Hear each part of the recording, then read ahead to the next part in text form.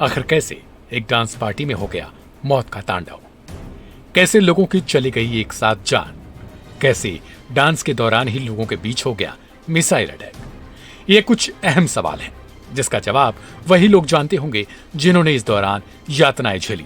Hamas के हमले के समय दक्षिण इजराइल में गाजा बॉर्डर के पास हमास के पास सुपरनोवा फेस्टिवल चल रहा था।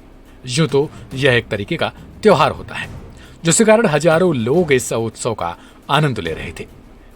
म्यूजिक फेस्ट में शामिल होने वालों में गुली शर्वित और उनके पति ईदान भी शामिल थे।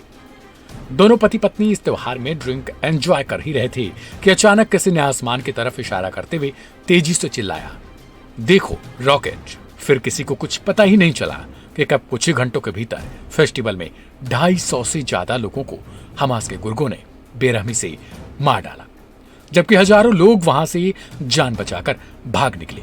इस कपल ने बताया कि किस तरीके से वह अपनी जान बचाने के लिए वहां से भागे और भागते समय इनके मन में सिर्फ इनके 1.5 महीने के बच्चे का ख्याल आ रहा था।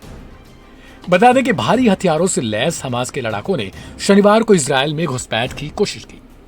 Motorcycle, pickup truck, speed boat और यहां तक कि मोटर से चलने वाले ग्लाइडरों से देश के समुद्र तट तक पहुंच गए और हमला शुरू कर दिया।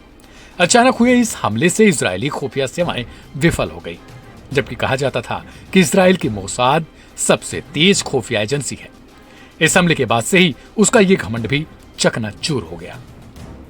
इधर हमास का हमला शुरू होते ही गोलियों की आवाज सुनकर सुपरनोवा फेस्टिवल में घबराए हुए लोग तुरंत अपने वाहनों की तरफ दौड़ते हुए पहुंचे। एनडीटीवी में छपी एक रिपोर्ट में यह बताया गया कि एक 23 साल की महिला ने एनडीटीवी से बातचीत में उस दौरान के मंजर को जिस तरीके से उन्होंने झेला और वहां कैसे अपने बच्चे समेत निकलने में सफल हो गई।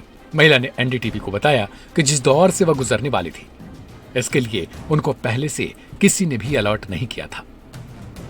शर्वित ने कहा, शनिवार की सुबह 4 बजे गाजा बॉर्डर के पास हम पार्टी के लिए निकले थे। वह पहली बार वहां गई थी और वहां जाकर काफी अच्छा भी महसूस हो रहा था। सुबह के करीब 5 बजे फेस्टिवल में पहुंची, जहां पर तेज म्यूजिक से उनका वेलकम किया गया।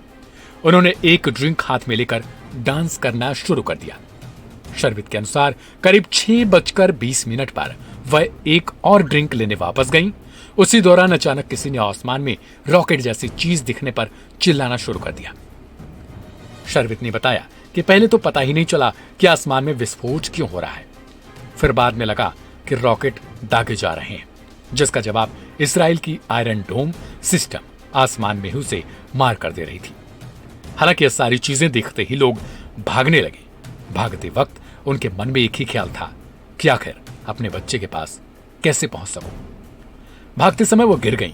हालांकि कुछ समय बाद ही वो सही सलामत वापस पहुंचती हैं और तब जाकर उनको बच्चे को देखने के बाद जान में जान आती है।